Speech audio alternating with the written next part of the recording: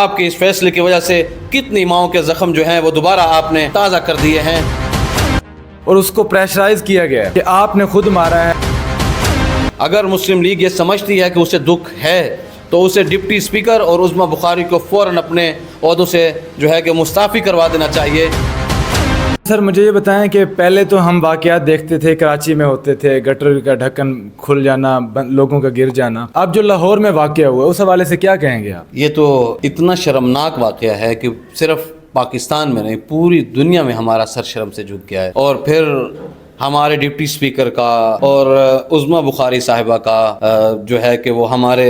جو ان کا موقف آیا، جو انہوں نے بیان دیے، اتنا غیر ذمہ دار لوگ اقتدار اور منصب کی کرسیوں پر بٹھا دیے گئے ہیں کہ سیاست کو ذلیل کر دیا گیا ہے، رسوا کر دیا گیا ہے جمہوریت کو، کہ اگر ان لوگوں کو اقتدار تک پہنچانا تھا کم از کم ان کی مہینہ ڈیڑھ دو مہینے پہلے کوئی ٹریننگ تو کروا لی ہوتی کہ کسی واقعے کے آنے کے اوپر، اتنا حساس واقعہ کہ جس وقت جو ہے کہ ایک ماں اپنی بچی کے ساتھ جو ہے وہ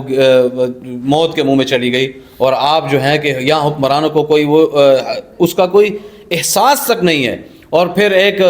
جو ہے کہ فلمی سینز کی طرح میڈیا کو آن ایئر لا کر کے مریم نواز صاحبہ کے جس طریقے سے پروگرامات دکھائے جا رہے ہیں، اس سے قوم کلیئر نہیں ہو رہی ہے۔ آپ عوام کے اندر اپنی مقبولیت کھو چکے ہیں۔ اگر مسلم لیگ یہ سمجھتی ہے کہ اسے دکھ ہے تو اسے ڈپٹی اسپیکر اور عظمیٰ بخاری کو فوراً اپنے عہدوں سے جو ہے کہ مستعفی کروا دینا چاہیے، تاکہ قوم یہ سمجھ سکے کہ جن لوگوں نے عوام کے ساتھ جو ہے عوام کے دکھ درد کا مذاق اڑایا ہے، مسلم لیگ نے اس کا مداوع کرنے کے لیے ان کو مستعفی کیا ہے، اور اگر آپ ان کو نہیں ہٹاتے ہیں تو اس کا مطلب یہ ہے کہ ہاتھی کے دانت دکھانے کے اور ہیں، کھانے کے اور ہیں، آپ کو عوام کا کوئی جو ہے کہ وہ احساس نہیں ہے، بس ایک۔ اور پھر آج دیکھیں کہ اربوں روپے آپ بسنت کے نام کے اوپر خرچ کر رہے ہیں، لوگوں کا جس سے ماؤں کے گردنیں، ماؤں کی گود اجڑ گئی، بچے نوجوان جو ہے خوبصورت نوجوان لڑکے جو 20 سال کے 25 سال کے وہ ڈور پھرنے سے جو ہے کہ وہ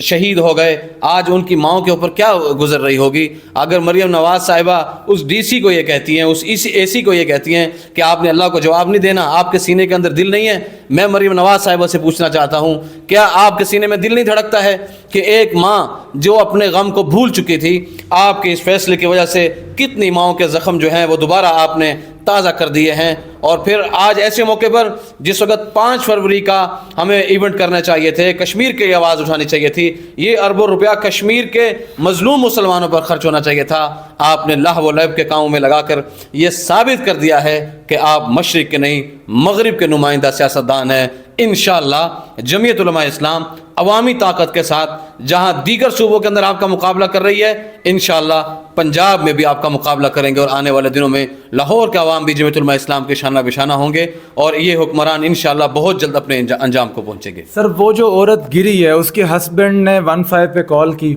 کہ میری بیوی اور